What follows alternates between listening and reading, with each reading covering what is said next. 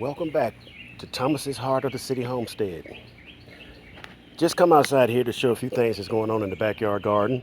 As you see, we harvested those onions the last time we made a video.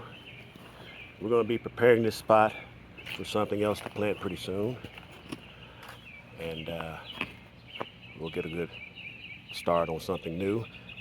We did something else that is pretty important to do with your tomato plants. As you can see, they're making a real good stand.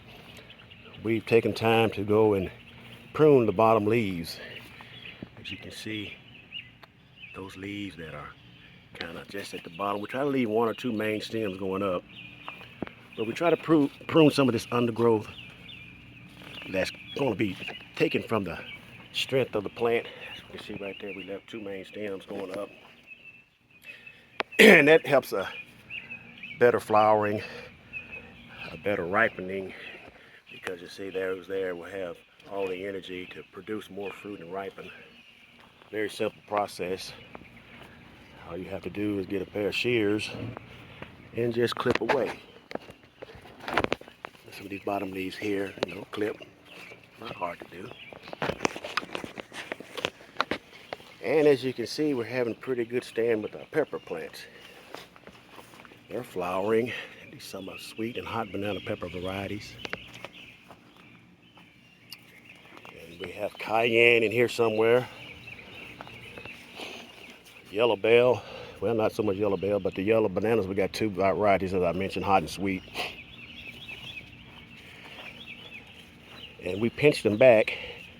That's why they're trying to bush out a little bit better. It's an indeterminate plant, so it's going to try to go as tall as it can and get as wide as it can.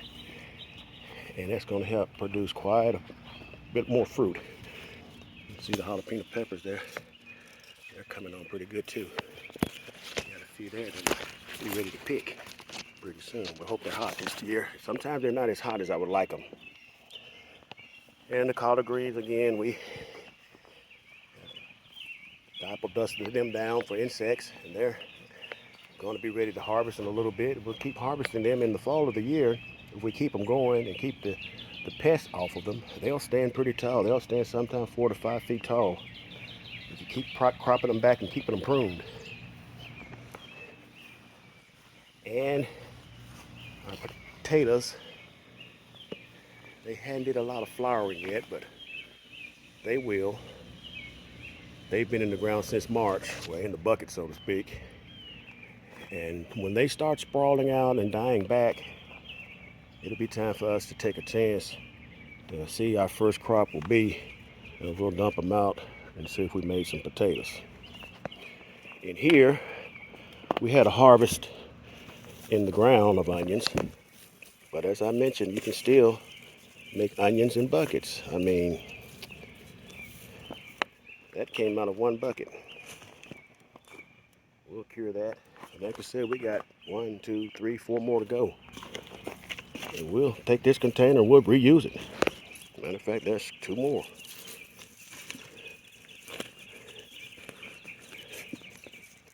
And as you can see, we have more to harvest. We'll harvest this bucket tomorrow. We'll set these in a curing rack. And one thing that's important to do when you got containers in full sun, they don't hold much moisture. So you're gonna have to make sure that you keep your plants watered. Even though I watered 2 or 3 days ago, I came out earlier and I found that these plants were wilting. Several of them, crying for water. So that's what we do.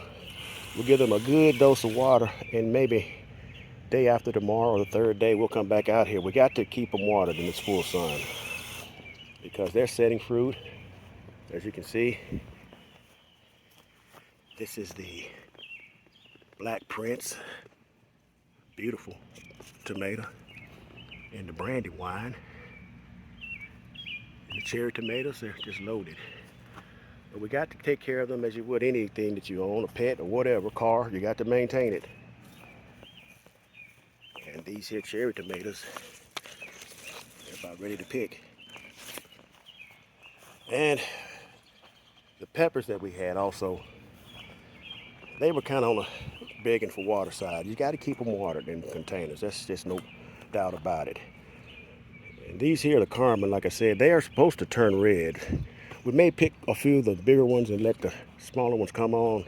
As it matures, we'll just let them ride out and see if they turn red.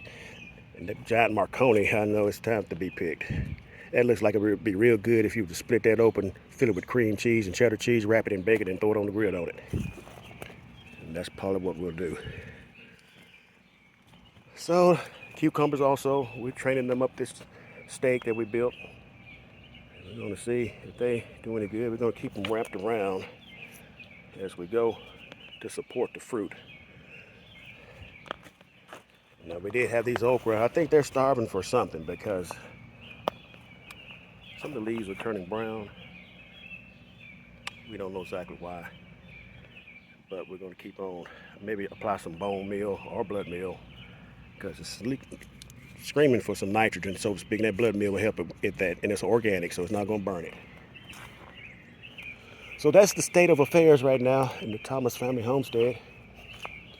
We'll be coming back with you the next day or two, and we're going to show you what we did with this row.